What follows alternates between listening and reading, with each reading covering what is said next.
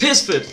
Jeg er på baggrund af mega random, underligt, og jeg ved ikke hvad, alle former for negativ psykotisk indgang, så er jeg også blevet opfordret til at filme med et dejligt bosted. Vi på... Hej.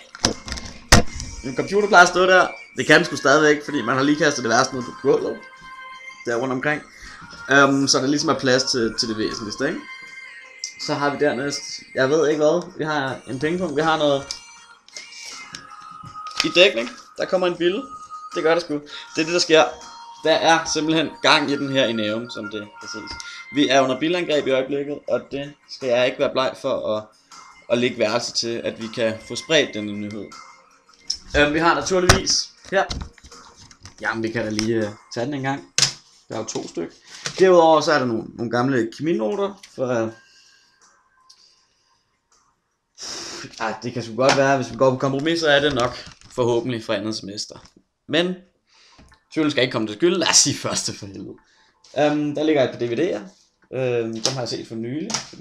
Der ligger knækbrød. Det var meget godt. Jeg var fuld den anden dag. Det var fornuftigt spise. Så ligger der pynt. Nå, ikke mere om det. Herovre, hvad har vi der på mit bord? Skal vi lige se. Der kan vi se. Skide godt. Vi har nogle emblade. Så har vi noget tøj, som engang var lagt pænt sammen. Det skulle rent det her. Det var heldigt. Sådan der, så blev det lagt sammen. Den er tom, men står her stadigvæk. Slå den. Har et headset, der ikke virker. Hvad har vi der? Der har vi en masse bonger. Det er noget privat, det skal jeg da ikke se. Nå. Hvad har vi der? Jamen så har vi selvfølgelig noget tøj. Det er det man skal have, når man er dreng. Det er det de unge vil have. Og en masse lort rundt omkring. Shotglas står der her. Dyner, yes. Hovedpudebetræk fik vi ikke lige brugt den her. Dyner.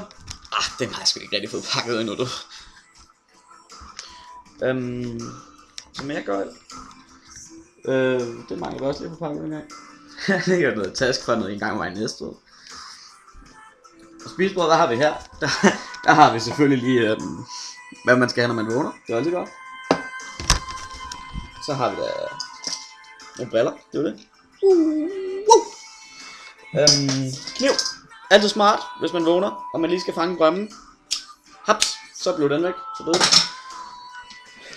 Yes, vi kommer ind i stuen. Det ser ikke særlig overskueligt ud. Vi prøver. Der vi her. Der var lidt rod for i går. Sådan der. Det er fandme charmerende. Så Florida. Det ser faktisk meget godt ud. En masse embleder. Og de værste ting, der ligger lige på gulvet. Pisse smart, når man kommer ind i mørk.